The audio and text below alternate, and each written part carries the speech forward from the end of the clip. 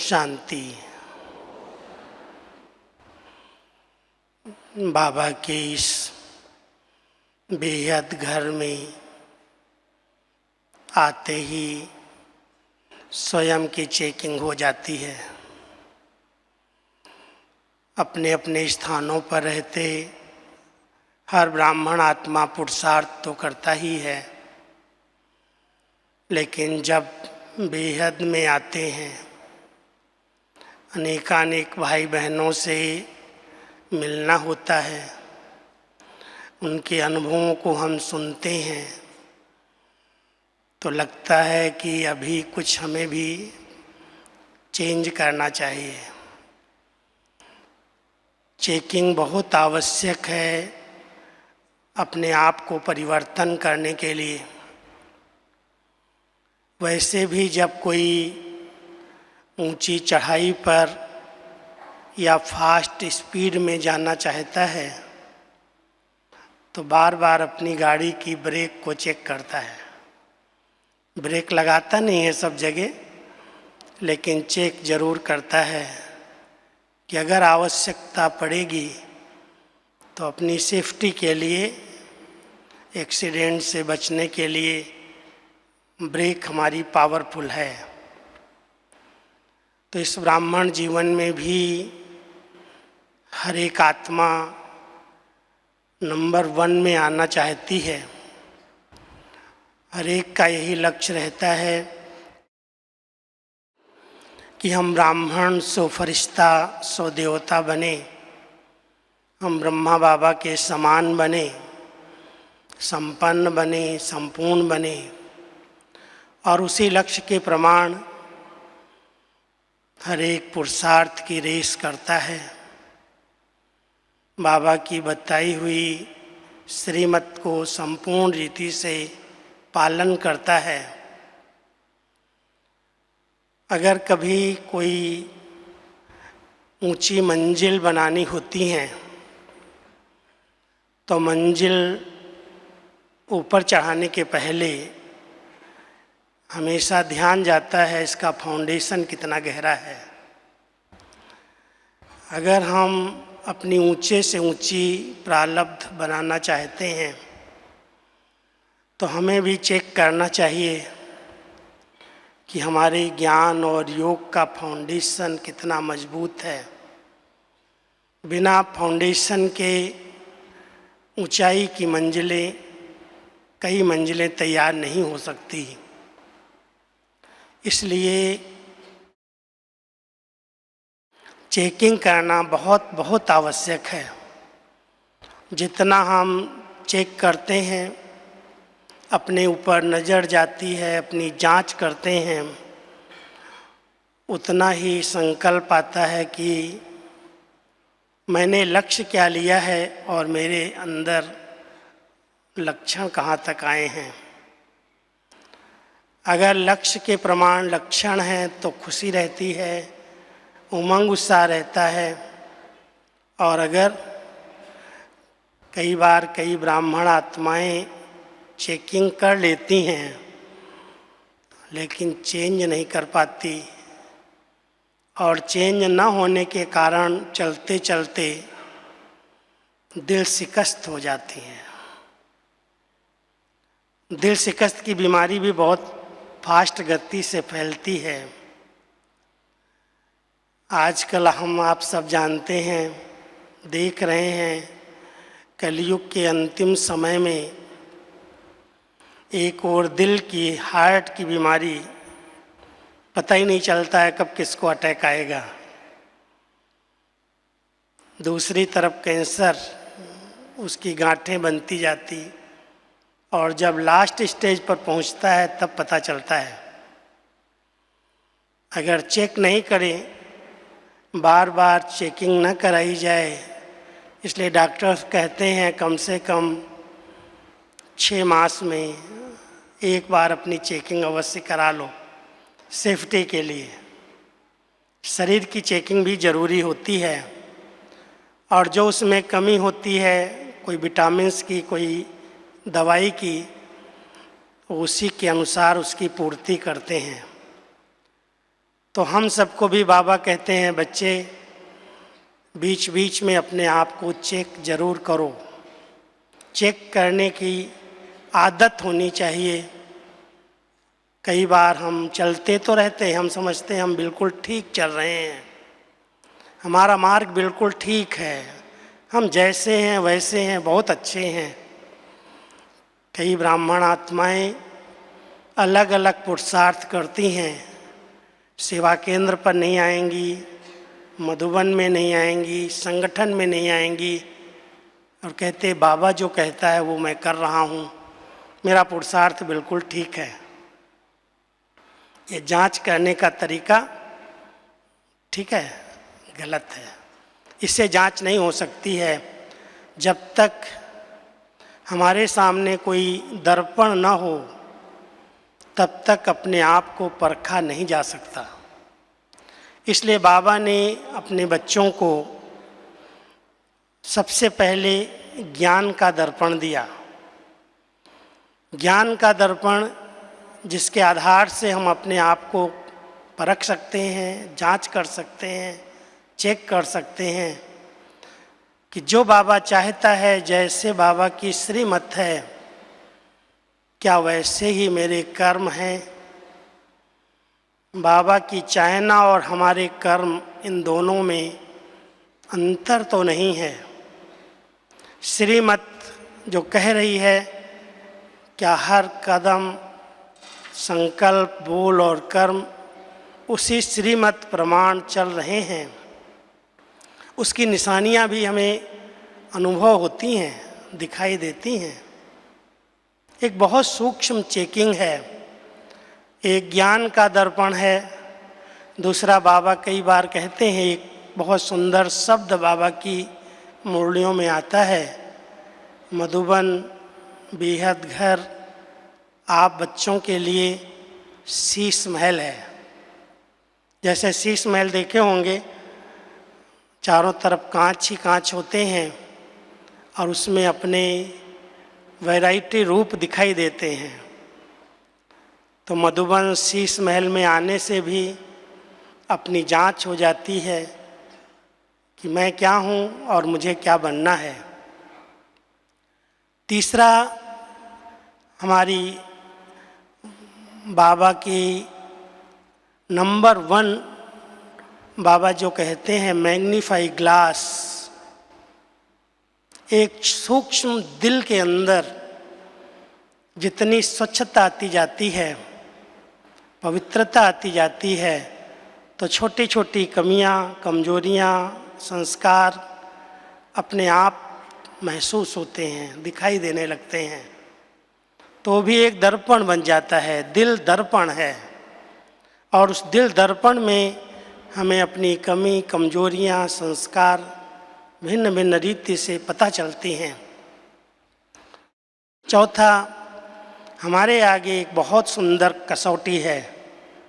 जैसे सच्चे सोने को परखने के लिए कसौटी की ज़रूरत होती है, हर सुनार उस कसौटी पर उस सोने की डिग्गी को रखता है और उसमें कितनी मिक्स है, अलाय कितनी मिक्स है, उसको फट से परख लेता है। हम सबके सामने भी ब्रह्मा बाबा की जीवन एक संपूर्ण कसौटी का काम करती है। ब्रह्मा बाबा के संकल्प, उनके बोल, उनके कर्म, उनकी धारणाएं, उनका निजी पुरुषार्थ किस प्रकार से रहा और कैसे उन्होंने अपनी संपन्नता और संपूर्णता को प्राप्त किया। साकार में, स्थूल में देखने में तो कहीं नहीं आया कि बाबा ने ये कुछ त्याग कर दिया, किनारा कर लिया, सेवाएं छोड़ दी, परिवार छोड़ा।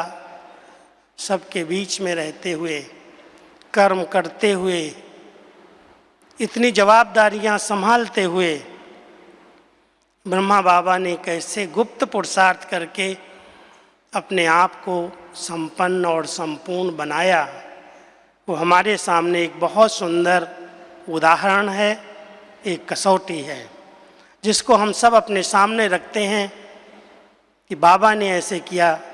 कई बार कोई ब्राह्मण कहते हैं कि बाबा में तो शिव बाबा थे, उनकी मेहरबानी थी, उनकी मदद थी, उनका सहयोग था, इसलिए बाबा की ऐसी स्थिति बन गई।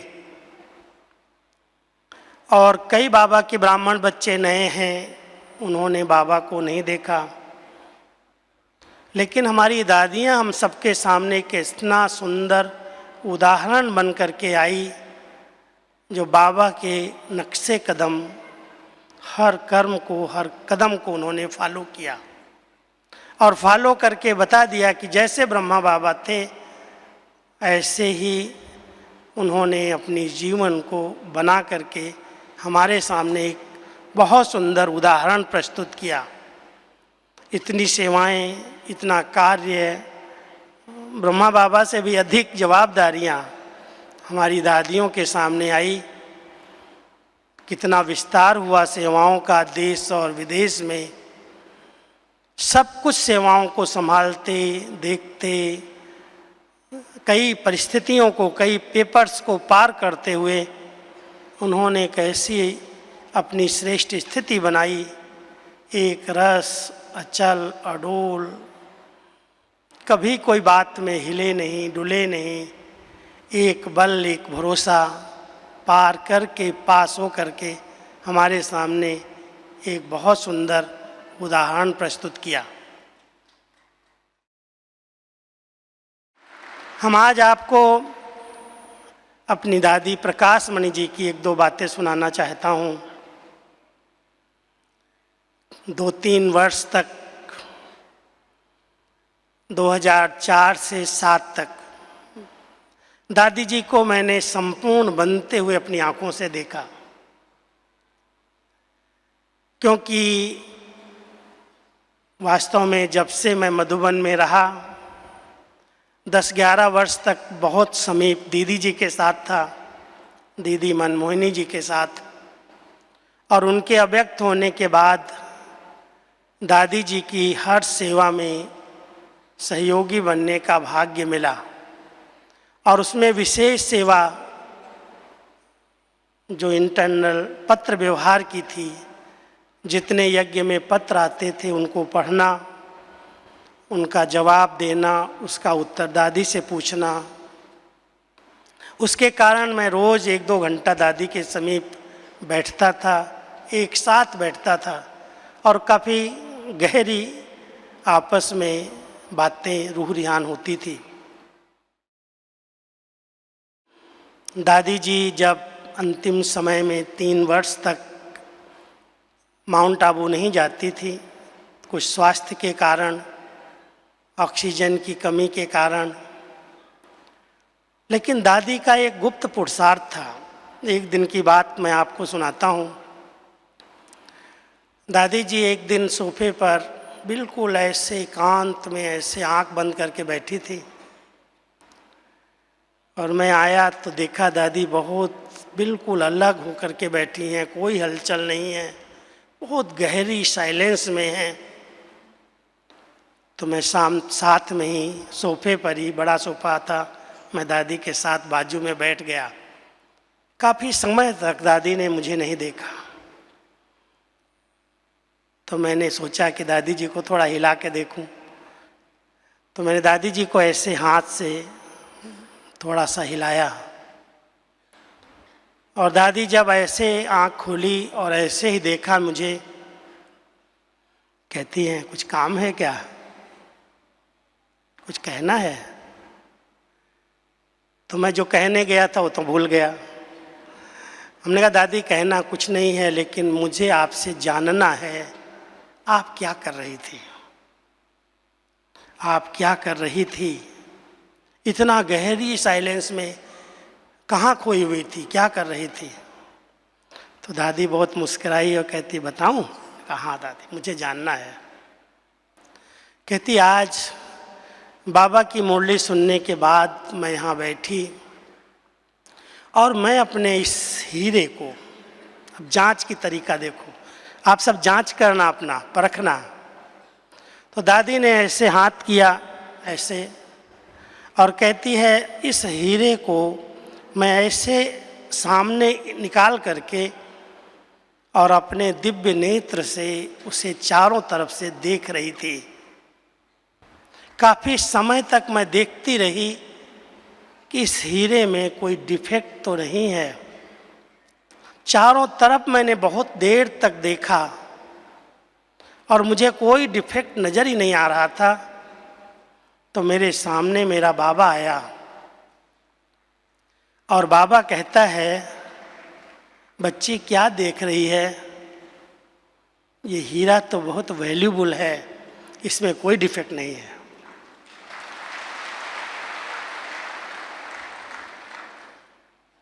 अगर इस ब्राह्मण जीवन में कोई मूल्यवान बनना चाहता है, वैल्यूबल बनना चाहता है, तो जरूर अपने हीरे को देखना है। आत्मा रूपी हीरे में कौन सा दाग है जो इसकी वैल्यू को कम कर रहा है। उस हीरे को तो तराशते हैं, उसके दाग को निकाला ऐसे नहीं जा सकता, उसको कट करते हैं। बहुत छोटे छोटे हीरे आप लोगों ने देखे हों शायद। मैं एक बार सूरत गया था, सूरत, वहाँ हीरे का बहुत बड़ा बिजनेस है और बाबा के कई बच्चे जो हीरे की घिसाई करते हैं, बहुत बड़ा ग्रुप है। तो वो मेरे कहने लगे, आपने हीरे देखे हैं? तो मैं कहा, हमने ऐसा कोई नज़दीक से हीरा हाथ से नहीं देखा। कहता, चलो आज अपनी फैक्ट्री में आपको हीरा दिखाता हूँ। और उस हीरे को दिखाने के लिए मुझे जब ले गया तो बाबा, जो हीरे का जवाहरी बिजनेस था जवाहरात का बाबा का, ब्रह्मा बाबा का, और ब्रह्मा बाबा के पास एक हीरे को परखने के लिए, उसकी जांच के लिए एक मैग्नीफाई ग्लास, आप पांडव भवन में जाएंगे तो ग्लास है, छोटे में हिस्ट्री हॉल में रखा है। तो बाबा उस ग्लास का उदाहरण देते थे कि बच्चे उस ग्लास से उस हीरे को बहुत बड़े रूप में देखते हैं और उसमें पता चलता है चारों तरफ कहाँ पर कौन सा दाग है और इसकी क्या वैल्यू है।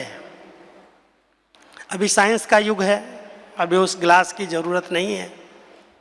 तो उसने मुझे कंप्यूटर के सामने बिठाया, एक छोटे से स्थान से उसने कहा, अभी देखो मैं इसके आगे हीरा रख रहा हूँ, बड़े रूप में आपको दिखाई देगा त्रिकोण, और इसमें देखना कहाँ कौन सा दाग है।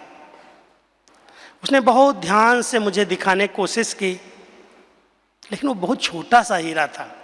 वो घिस घिस करके बिल्कुल कीमती बेदाग बनाया हुआ था। हमने कहा, मुझे तो कोई इसमें दाग दिखाई नहीं देता। कहता है, इसकी कीमत 5 करोड़ है, इतना छोटा सा हीरा। हमने, कौन खरीदता है, कि क्यों लेते हैं सब? कहते इसकी बहुत डिमांड है प्योर हीरे की। 3 करोड़, 4 करोड़, 5, इतने छोटे छोटे हीरे और इतनी वैल्यू। तो मुझे तो बाबा की बातें याद आई। हमने कहा, कभी इस हीरे को भी आप लोगों ने देखा है? इसकी वैल्यू क्या है? और अगर इसमें अगर कोई दाग है तो उसको कैसे निकाला जा सकता है? घिसाई हो सकती है? आत्मा की घिसाई नहीं हो सकती। और उसमें अगर दाग है, और सबसे बड़ा दाग जिसके लिए भगवान को इतनी मेहनत करनी पड़ रही है, वो है देह अभिमान का दाग। जिस दिन इस देह अभिमान का दाग लगा, उस दिन इस धरती पर भूकंप आ गए। नहीं तो आप सोचना, विचार करना, त्रेता युग के बाद जब द्वापर युग शुरू हुआ, उस समय क्या ऐसा हुआ जो धरती एकदम पलट गई। सोने हीरे जवाहरात के महल, धन धान्य संपन्न भारत, सोने की चिड़िया, वो महल सब नीचे चले गए। कितना बड़ा प्रकृति के अंदर उथल पुथल हुई। कलयुग के अंत में हम कहते हैं हमारे पाप हैं, हमने बहुत कुछ गलत किया है, प्रकृति से छेड़खानी की है, इसलिए इतना बड़ा भयंकर भूकंप आता है, तूफान आते हैं, सुनामी आती हैं, ज्वालामुखी फट रहे हैं। ये हमारे कर्मों का फल है। लेकिन त्रेता के अंत में देवताओं ने तो कुछ भी नहीं किया था। उस समय जब इतना बड़ा उपद्रव, इतना बड़ा परिवर्तन आया, तो उसका मूल कारण आत्मा रूपी हीरे पर देह अभिमान का दाग आ गया, और उस देह अभिमान के दाग के कारण धरती पलट गई। इसलिए बाबा अपने बच्चों को बार बार यही पाठ पढ़ाते हैं। साकार मूल्यों में कितनी बार कहते हैं, बच्चे अपने को आत्मा निश्चय करके मुझे याद करो। हम सबको एक ही गहरा पुरुषार्थ करना है, इस हीरे को पावन बनाने के लिए, इस हीरे को वैल्यूबल बनाने के लिए, शक्ति संपन्न बनाने के लिए।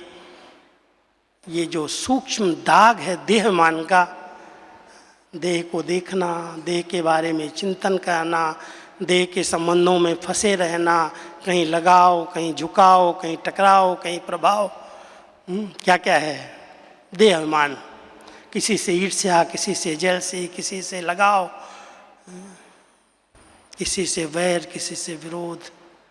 ये जितने दाग हैं, कहते हैं ना, रावण को जब राम और रावण की युद्ध हो रही थी तो जितनी बार रावण का कोई एक शीश कटता था दूसरा शीश आ जाता था, रावण मर ही नहीं रहा था, और राम उसको मार रहे थे डायरेक्ट, फिर भी नहीं मर रहा था। तो विभीषण ने कहा ऐसे नहीं मरने वाला ही है, उसका भेद बताया, इसकी नाभि में अमृत है, उसको आप जब तक खत्म नहीं करोगे तब तक के रावण मरेगा नहीं। ये जितने विकारों के बाल बच्चे हैं वो इतनी जल्दी खत्म नहीं होंगे। एक को मारोगे दूसरा आ जाएगा, काम को जीतोगे क्रोध आएगा, क्रोध को जीतोगे लोभ आएगा, मोह आएगा, अहंकार आएगा। अगर सचमुच सबको खत्म करना है तो इस देह नाभि में जो बैठा है उस पर तेल लगाना पड़ेगा। चेक करो,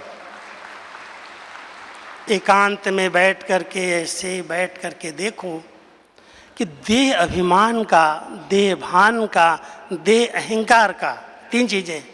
एक देह भान नेचुरल है, आत्मा शरीर में है, मेल तन है, फीमेल तन है, उसका भान तो रहता ही है। उसको अगर मेरा नाम भी कोई लेकर के ऐसे करेगा, पीछे से पुकारेगा, तो भले दूसरा मेरे नाम वाला बैठा हो फिर भी मेरा ध्यान जाएगा। देहभान है। अभिमान ऐसा है और उससे बड़ा रूप है, जरा भी कोई थोड़ा सा भी अच्छा काम करता है, महिमा होती है, सफलता मिलती है, मेरा योग अच्छा है, मेरा ज्ञान बड़ा अच्छा है, मेरी बुद्धि बहुत अच्छी है, अपनी विशेषताएं हैं, मेरी जैसी विशेषताएं कोई में नहीं है। ये बहुत सूक्ष्म अभिमान, और उस अभिमान को इतनी जल्दी खत्म नहीं किया जा सकता। उसके कारण जरा भी अगर कोई ने मेरी बात कट कर दी, जरा भी थोड़ा सा भी कोई अपमान हो गया, मूड खराब, खुशी गायब। वो जो बीमारी है हार्ट अटैक वाली, दिल शिकस्त वाली, खत्म, आ गई बीच में। आत्मा एकदम दिल शिकस्त हो जाती, निराश हो जाती है। जैसे जब हार्ट की बीमारी होती है तो नसों में ब्लड चलना बंद हो जाता, ब्लॉकेज आ जाती। ऐसे ही ब्राह्मण जीवन में उमंग नहीं, उत्साह नहीं, खुशी नहीं, नशा नहीं, इतनी सब प्राप्तियां होते हुए भी, इतनी ऊंची पालना, पढ़ाई, श्रेष्ठ मत, इतना अच्छा परिवार मिलते हुए भी वो आत्मा अपने आप को खाली खाली अनुभव करती है। एक तरफ बाबा कहता बच्चे नशा रहना चाहिए, पाना था सो पा लिया, काम क्या बाकी रहा। जो पाना था, जिसको ढूंढ रहे थे, वो हमारा हो गया। कहाँ ये नशा था और कहाँ एकदम उस अभिमान ने, छोटे से अपमान ने, किसी ने निंदा कर दी, किसी ने मेरी बात को कट कर दिया, किसी ने मुझसे पूछा नहीं, किसी ने मेरे को बात नहीं की, वो सारा उमंग उत्साह उसी समय खत्म हो जाता है। चेक करो, ब्राह्मण जीवन में बाबा ने हमें अपना बनाया, इतना प्यार दिया, इतनी पालना दी, इतना ज्ञान का, शक्तियों का, गुणों का खजाना दिया। कहीं एक सेकंड में वो माया चुरा तो नहीं ले जाती। सदा विनाशी खुशी, अतीन्द्रिय सुख, परमानंद का अनुभव, सर्वशक्तियों का अनुभव होता है। हम सबको बहुत महीनता से चेक करने की जरूरत है। अब देह अभिमान को गलाना है। कहते हैं पांडव जो थे वो पहाड़ों पर गल गए। अब ऐसा सुसाइड करना, पहाड़ पर बर्फ में जाके एक एक गलता जाए, शरीर छोड़ता जाए, ये ज्ञान तो भगवान नहीं दे सकता है। ये समझ नहीं है। समझ क्या है? रूप तो खैर कोई भी दिखाया जाता ही है। समझ ये है कि उन पांडवों ने ऐसी तपस्या की, ऊंची स्थिति की, पहाड़ी की, उसमें उन्होंने अपने देह अभिमान को गलाया।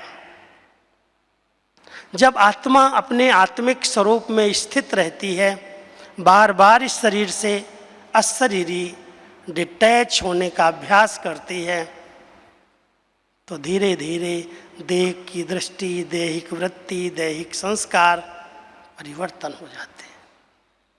ये क्रिमिनल दृष्टि जो है, क्रिमिनलिटी जो है, हमें उसको समाप्त करना है।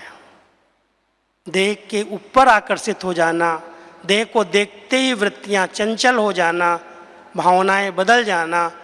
बाबा कहते बच्चे इस कलयुग में अपनी सिविलाइज्ड बनाओ, क्रिमिनलाइज्ड को ख़त्म करो। चेक करना। अगर अभी भी इतना समय से बाबा की पढ़ाई करते हुए भी ये दैहिक इंद्रियों में उत्तेजनाएं हैं, ये दृष्टि चंचल है, वृत्तियां दूषित हैं, बोल में कड़वाहट है, जो बोल बोलते हैं वो दूसरों के दिल को दुखा देते हैं। यदि आत्मा योग करते हुए भी, राजयोग का अभ्यास करते हुए भी शीतल काया वाली नहीं बनी है, कहते हैं इसकी काया, इसके अंग अंग शीतल और सुगंधित हैं। आत्मिक स्थिति में रहने से जितना ये देहमान हमारा गलता जाएगा, शीतलता आ जाएगी, उत्तेजनाएं खत्म हो जाएंगी, कभी चिड़चिड़ापन भी नहीं आएगा। बिल्कुल आत्मा आत्मा को देखने का अभ्यास करेगी। केवल एक विकार नहीं, लेकिन 5 विकार तो महाशत्रु हैं ही बड़े, और उनके अनेकानेक जो बाल बच्चे हैं, छोटे छोटे विकार, वो भी सहज परिवर्तन हो सकते हैं। लेकिन हम सबको बहुत गहराई से चेक करना होगा। चेक करो और चेक करके दिल से कष्ट नहीं हो जाना, क्या करूं, मेरा बहुत कड़ा संस्कार है। कई ब्राह्मण आत्माएं सोच सोच करके, बाबा तो कहता है स्वप्न ऐसे नहीं आने चाहिए, संकल्प ऐसे नहीं आने चाहिए, और अगर बेचारे आ गए कहीं से तो उसकी खुशी गायब, उसका योग टूट गया, उसका आनंद खत्म। वही सारा दिन सोचता रहता है, वो सेकंड में बिंदी नहीं लगा पाता। बाबा कहता है ऐसी बीमारी से बचो। युद्ध के मैदान में कभी कोई बात आती भी है, ऐसे थोड़ी योद्धा कभी एक ही मारता रहेगा दूसरे को, सामने वाला भी वार कर सकता है। कभी भी कोई दुश्मन जब सामने है, माया सब हमारे सामने है, विकारों का इस समय बोलबाला है, चारों तरफ पूरा साम्राज्य है उसका। उस साम्राज्य में रह करके हम राम राज्य की स्थापना कर रहे हैं, तो क्या माया का अटैक नहीं होगा? कभी भी हो सकता है। लेकिन कहते हैं जिसका साथी है भगवान, उसको क्या रोकेंगे आंधी और तूफान।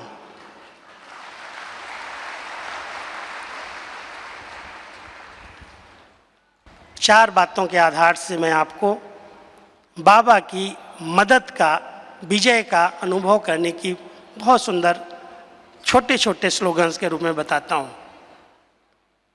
अगर सचमुच अपने आप को चेंज करना है, कई बार चलते चलते ड्रामा का ज्ञान हम दूसरों को देते हैं, बड़ा अच्छा, और वही पेपर अब मेरे सामने जब आ जाता है, ड्रामा तो ठीक है लेकिन इतनी बड़ी बात मेरे सामने आएगी कभी मैंने सोचा ही नहीं था। एक तरफ ड्रामा ड्रामा कहते और दूसरी तरफ आंसू बहाते जाते हैं। बाबा ने हम सबको निश्चय बुद्धि विजयंती का वरदान दिया है। अगर संपूर्ण स्वयं में, बाबा की पढ़ाई में, ड्रामा में और इस बेहद परिवार में निश्चय है, यही मेरा परिवार है। 84 जन्म इसी परिवार के आगे पीछे इस संबंध में आए हैं, संगम पर मिले हैं। जहाँ निश्चय है वहाँ विजय निश्चित है। अगर विजयी भाव का वरदान बाबा से लेना है, सदा विजय का अनुभव करना है, तो निश्चय की परसेंटेज को चेक करो। कहीं भी निश्चय में सूक्ष्म संशय तो नहीं है। अगर निश्चय पक्का है तो कहीं भी चिंता, गम, फिक्र, क्यों, क्या, कैसे के प्रश्न नहीं आ सकते। निश्चय बुद्धि निश्चिंत स्थिति में रहता है। अगर चिंता जरा भी कहीं आती है, गम आता है, चिंता आती है, उसका कारण है कहीं न कहीं निश्चय में कमी है। हमने अपनी दादियों में देखा। बाबा की बातें आपको अगर अव्यक्त बाबा की सुनाता हूँ, एक दिन बहुत सारी बातें यज्ञ के सामने आती रहती हैं बीच बीच में, तो बाबा को सुनाते हैं। बाबा को बुलाया गया, स्पेशल मधुबन वालों के बीच में बाबा आए और बाबा थोड़ी देर मुरली सुनाने के बाद हम सबकी तरफ इशारा किया। हम टाइप कर रहे थे, बंद करो, टाइप नहीं करना। रिकॉर्डिंग करने वाले को बोला रिकॉर्डिंग नहीं करना, लिखने वालों को बोला डायरी बंद कर दो। सब बंद करा के फिर बाबा ने बड़ों को, दादियों को बुलाया सामने और बहुत प्यार से ऐसा बैठा था। एक पोज है दादी का यहाँ पर, टांग पर टांग चढ़ा के बेफिक्र बादशाह, बाबा की वो रोज रूप था। और बाबा पूछते जा रहे थे सभी से, क्या चल रहा है, क्या हो रहा है। तो जो जो बातें आ रही थी वो बाबा को सुनाई जा रहे थे। और बाबा ने 2 शब्दों में उसका उत्तर दिया सुनने के बाद, बच्चे जो सवेरा आने वाला है उसको कोई रोक सकता है?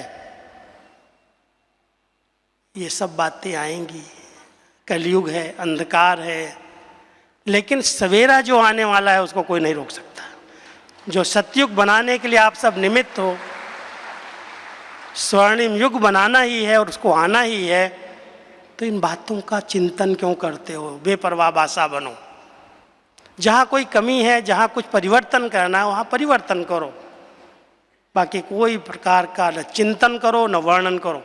कोई भी पेपर का अगर कोई चिंतन करता है बार बार अंदर अंदर, तो पेपर बहुत बड़ा रूप ले लेता है। कई बातें सोचने से, अधिक सोचने से, कहते हैं तिल जो है वो ताड़ का रूप ले लेता है। इसलिए कोई भी बातें आती हैं, जब निश्चय है कि विजय तो निश्चित है, ये बातें आई हैं, चली जाएंगी। हमारी गुलजार दादी जी बड़ा प्यार से एक शब्द हम लोगों को कहती थी, ये अक्लमंद बाबा के बच्चे, बातों में शायद तुमसे ज़्यादा अकल है। गुलजार दादी के शब्द। बातें आती हैं और चली जाती हैं, और ये बाबा के अक्लमंद बच्चे उन बातों को पकड़ करके सारा टाइम दुखी होते रहते। 1 दिन, 2 दिन, 3 दिन आंसू बहाते रहते, दुखी होते रहते, खुशी गायब कर लेते, उमंग गुस्सा नहीं रहता। तो सबसे बड़ा अक्लमंद कौन? ये बातें अक्लमंद हैं या आप अक्लमंद हो? तो कोई भी बातें आएंगी, हिसाब किताब है। जो भी हमने पिछले जन्मों में किया है बातें तो आएंगी, लेकिन उन बातों की परवाह नहीं करनी है। बेपरवाह बादशाह रहो, और मदद की अनुभूति अगर बाबा की करनी है तो उसके लिए याद रखना, हिम्मत का मेरा कदम तो बाबा की मदद, हिम्मते बच्चे तो मददे बाप। ऐसे बाबा किसी को स्पेशल मदद करने के लिए नहीं आता, लेकिन जिस बच्चे ने हिम्मत का कदम रखा है उसे बाबा मदद करने के लिए बंधा हुआ है। इसलिए अगर बाबा की मदद चाहिए तो सदा ध्यान देना, हिम्मत मेरी, हिम्मत का कदम कभी नहीं छोड़ना। हिम्मत ब्राह्मण जीवन का श्वास है। जहाँ हिम्मत है, उमंग है, उत्साह है, वहाँ बातें आती हैं, ख़त्म हो जाती हैं, और बाबा अपने आप बच्चों की रक्षा करता है, मदद करता है। और अगर कोई बार बार विघ्न आ रहे हैं, कईयों के पास कोई ग्रहचारियाँ होती हैं, कोई भी अच्छा काम करेंगे, कोई भी बात होने जा रही होगी, विघ्न आ गया, ये विघ्न, ये विघ्न, और कई तो इतना निराश हो जाते हैं, मैं तो बाबा का बना, मैं तो इतना सब बाबा के लिए करता, मैं तो इतना योग करती, माताएं कहेंगी, बाबा तो मदद ही नहीं करता है, ये विघ्न आ गया, ये विघ्न आ गया, सारा टाइम दुख का गायन करते रहेंगे। और बाबा कहते हैं अगर विघ्न आ रहे हैं तो अपनी लगन को चेक करो, चेक करो लगन मेरी कितनी है। अगर मेरी संपूर्ण लगन बाबा में है, लगन माना सच्चे दिल का प्यार, अगर बाबा से सच्चे दिल का प्यार है, बाबा की पढ़ाई से प्यार है, बाबा की श्रीमत से प्यार है, तो ये विघ्न कुछ भी मेरा बिगाड़ नहीं सकते, आएंगे और ख़त्म हो जाएंगे। कहते हैं जहाँ लगन है वहाँ विघ्न नहीं ठहरते। अगर कोई भी कार्य में सफलता नहीं अनुभव होती, हम करने जाते हैं सफल नहीं हो पाते, बाबा कहते बच्चे चेक करो। सफलता के दो आधार हैं। कोई भी कार्य की सफलता के लिए आपको पहले अपना संकल्प, अपना बोल, अपनी भावनाएं बहुत शुद्ध सफल करनी है, जरा भी उसमें व्यर्थ मिक्स न हो। बाबा के महावाक्य हैं सफल करो तो सफलता मिलेगी। अगर आपने हर संकल्प सफल किया है, बोल सफल किए हैं, तन मन धन की शक्ति सफल की है, आज भले सफलता दिखाई नहीं देती, लेकिन सफलता आपके पीछे पीछे कदम पर कदम रख के आएगी। इसलिए जहाँ सफल कर रहा है कोई व्यक्ति, कुछ भी सफल कर रहे हो, निराश नहीं हो, उदास नहीं हो, लेकिन सफल करते चलो। सफलता तो आज नहीं तो कल मिलनी ही है। और बाबा का एक स्लोगन है, ब्राह्मणों का जन्म सिद्ध अधिकार सफलता है, सफलता मेरा जन्म सिद्ध अधिकार है।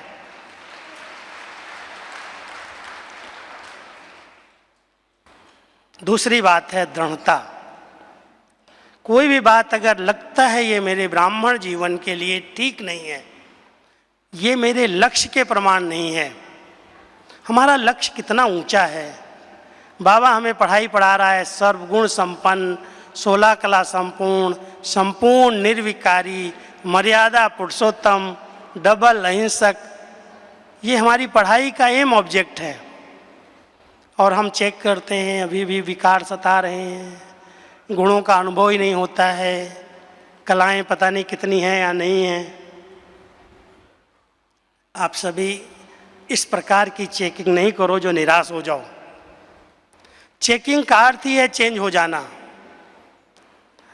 अगर कोई आत्मा महसूस करती है दिल से, सच्चे दिल से, मेरे अंदर ही कमी है, महसूस कराने के लिए बाबा रोज मुरली सुनाता है। ये मुरली महसूसता की शक्ति देती है। मुरली से समझ मिलती है और समझ के आधार से महसूसता की शक्ति आती है। महसूसता के आधार से हम अगर संकल्प में दृढ़ता लाते हैं तो वो दृढ़ता परिवर्तन करने में बहुत मदद करती है। इसलिए हर एक बाबा के बच्चे को विशेष 3 बातों को चेक करने की जरूरत है। विस्तार तो बहुत है, लेकिन सार में मैं आपको सुनाता हूँ। पहली चेकिंग, अमृत वेले से रात तक बाबा की जो आज्ञाएं हैं, जो श्रेष्ठ मत हमारे कल्याण के लिए मिली है, क्या मैं आत्मा उस श्रीमत प्रमाण अमृत वेले से रात तक संपूर्ण रीति से चल रहा हूं? आज्ञाकारी माना सपूत बच्चा। बाबा की समीपता का अनुभव करने के लिए मैं बाबा का सपूत बच्चा हूं। सपूत वही है जो श्रीमत को सिर माथे रखता है। श्रीमत में जरा भी परमत और मन मत ऐड न करे, क्योंकि ये 2 चीज़ें उसमें बहुत गहरा प्रभाव डाल देती हैं। मनमत क्या होती है? बाबा तो कहते हैं, लेकिन ये संभव तो नहीं लगता। पास तो 8 ही होने हैं, विजयी माला तो 108 की ही है। अब इतने ब्राह्मण पुरुषार्थ कर रहे हैं, मैं कहाँ हूँ, पता नहीं बनूंगा या नहीं। अगर कोई भी कमजोर संकल्प करता है, माना उसकी मनमत है। अब भगवान अपने बच्चों में इतनी उम्मीदें रखते, इतनी आशाएं रखते, कहते बच्चे तुम रेस तो करो, अगर तुम विजयी बन करके दिखाओगे तो मैं विजय माला की लड़ियां बढ़ा दूंगा।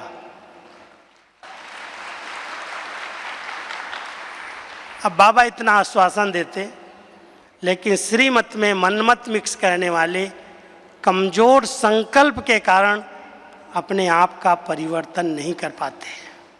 चेक करते हैं मेरी कमी है, मेरे संस्कार हैं, लेकिन उस चेक करने के बाद चेंज नहीं होता। उसका कारण है मन मत। दूसरा, परमत का इतना गहरा प्रभाव है। उस दिन बाबा ने मुरली चलाई, परमत माना कुसंग। संग तारे कुसंग डुबोए। अगर किसी भी प्रकार से कमजोर का संग हमने कर लिया, जिसके अंदर उमंग नहीं है, उत्साह नहीं है, भावनाएं नहीं हैं, बाबा से, परिवार से, पढ़ाई से प्यार नहीं है, जो अलबेला है, अमृत वेला नहीं उठता, जो मुरली क्लास में भी भले रेगुलर आता हो लेकिन आके सो जाता है, कृपया ऐसे संग से अपने आप को बचाना। वो कुसंग है। कोई सर्विस करना चाहता है, अरे बहुत करने वाले हैं, तुम क्यों अपना टाइम वेस्ट करते हो। कोई धन सफल करना चाहते हैं, अरे बहुत लोग करते हैं, यहाँ भी तो व्यर्थ कर रहे हैं, क्यों ऐसे अपने पैसे को बर्बाद करते। ये कुसंग, परमत, जो हमारा श्रेष्ठ भाग्य बनने नहीं देता। इसलिए ब्राह्मण आत्माएं अगर आज्ञाकारी हैं, चेक करो, मैं बाबा की हर आज्ञा को जैसी है वैसी ही मान करके चलता हूँ, या उसमें अपनी मनमत और परमत का एडिशन कर लेता हूँ। चेक करो और चेंज करो।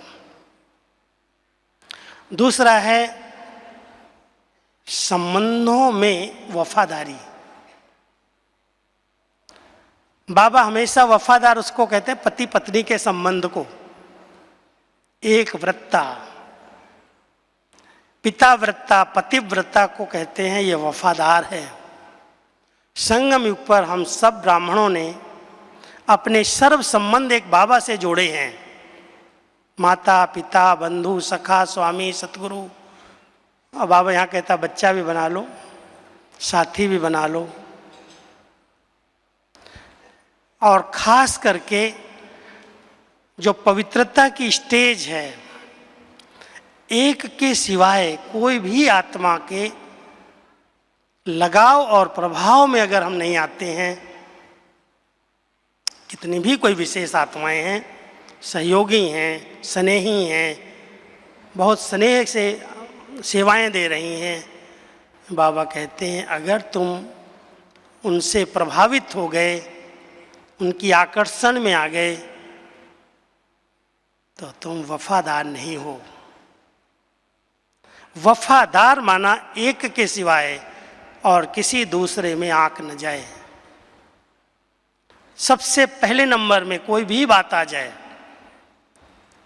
बाबा की याद आए, बाबा बैठा है।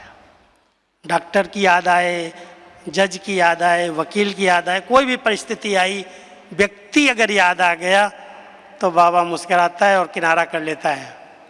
बहुत चतुर है, भोला नहीं इतना। इसलिए एक वृत्तियों में भी एक के सिवाय दूसरा व्यक्ति ना आए।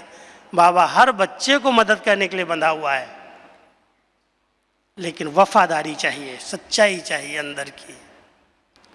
और तीसरी है, हर ब्राह्मण आत्मा को ऑनेस्ट बनना है अपने आप से।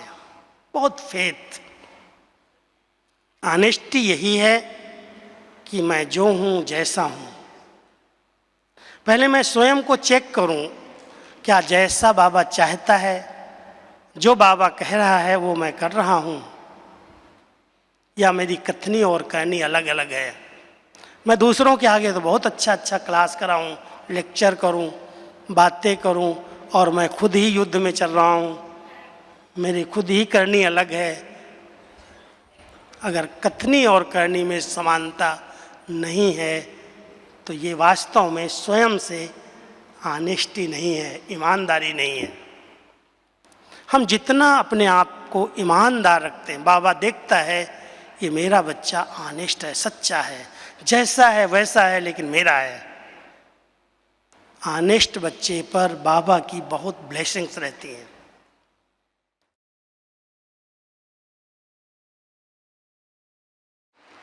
ऑनेस्टी वहाँ आती है जहाँ पर कहीं लेन देन होती है, पैसे की लेन देन होती है, चाहे पैसे की लेन देन है या ज्ञान की लेन देन है। जो भी हमें खजाने मिले हैं, ज्ञान का, गुणों का, शक्तियों का, उस खजाने को क्या मैं सफल कर रहा हूँ, उसे व्यर्थ तो नहीं करता। अगर मैं सब खजानों को सफल कर रहा हूँ, जो कुछ बाबा ने मुझे अमानत दी, बहुत गहराई से चेक करना,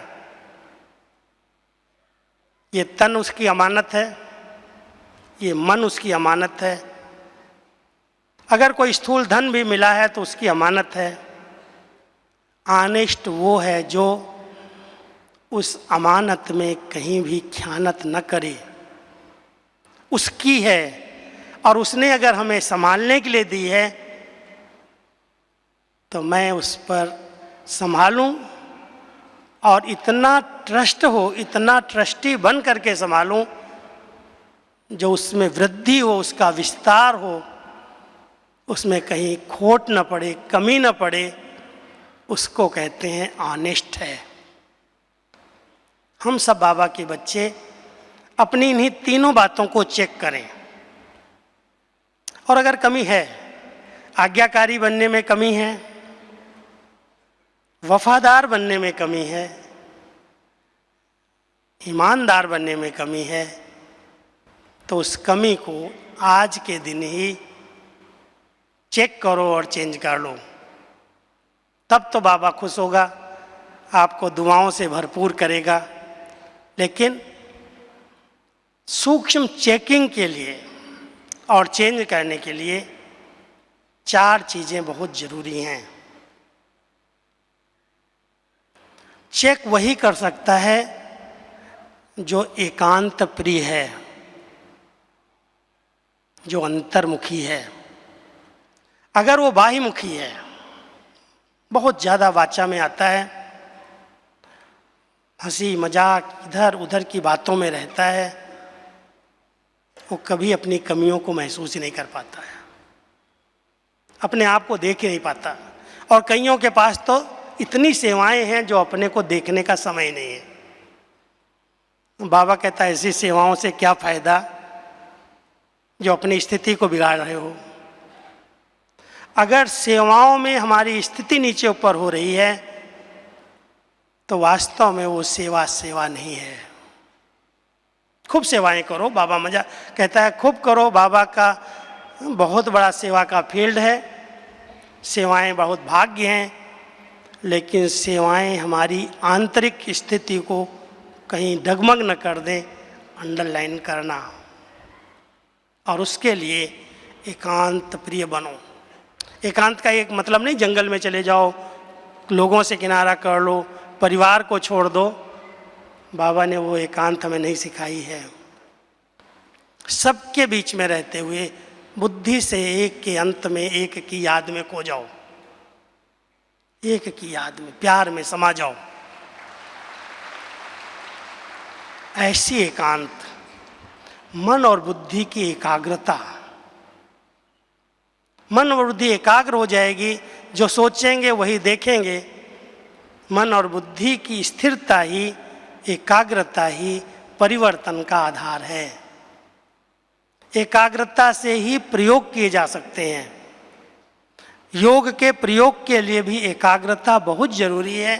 जब मन बुद्धि एकाग्र होते हैं, बाबा की सब दिव्य शक्तियाँ आती हैं और वो सब दिव्य शक्तियाँ जहाँ चाहो वहाँ पर रिफ्लेक्ट करके परिवर्तन कर सकते हो। तो एकांत, एकाग्रता, और पहली है महसूसता। महसूसता के बाद दृढ़ता संकल्पों में बहुत चाहिए। मरेंगे मिटेंगे लेकिन इस संस्कार को चेंज करके रहेंगे, कुछ भी हो जाए। बाबा कई बार कहते हैं, समय हो गया है मैं समाप्त करता हूँ, लेकिन एक बात सुना, अगर इस ब्राह्मण जीवन में कोई भी चीज़ का आपने अभी तक अनुभव नहीं किया है, सिर्फ सुना है, सुनाया है, अनुभव नहीं किया है, अनुभव एक बहुत बड़ी शक्ति है, अनुभव एक अथॉरिटी है। उसके लिए बाबा कहते बच्चे कुछ भी हो जिद करो, बाबा के सामने बैठो, बाबा मुझे अव्यक्त वतन का अनुभव करना है, बाबा मुझे इस जीवन में अतीन्द्रिय सुख का अनुभव करना है, मुझे इस ब्राह्मण जीवन में उस परमानंद का अनुभव करना है, मुझे उस सच्चे सुख का, आनंद का, प्यार का, प्रभु मिलन का अनुभव करना है, अव्यक्त वतन का अनुभव करना है, मूल वतन का अनुभव करना है। बिना अनुभव के लिए मैं यहाँ से नहीं हटूँगा, भोजन छोड़ूंगा, नींद छोड़ूंगा, लेकिन अनुभव करके उठूँगा। ऐसा अगर दृढ़ संकल्प कर लेंगे तो बाबा को कराना ही पड़ेगा। तो इसलिए हम सभी बाबा के बच्चे बहुत गहराई में, महीनता में जा कर के चेक करें, और जो जो बातें हमें चेंज करनी हैं, जो हमारे मार्ग में रुकावट हैं, विघ्न हैं, जो हमें फरिश्ता और देवता बनने में विघ्न डाल रही हैं, उन्हें मुझे परिवर्तन करना है। यही संकल्प इस मिलन का है, और इस मिलन से संकल्प लेके जाना। ओम शांति।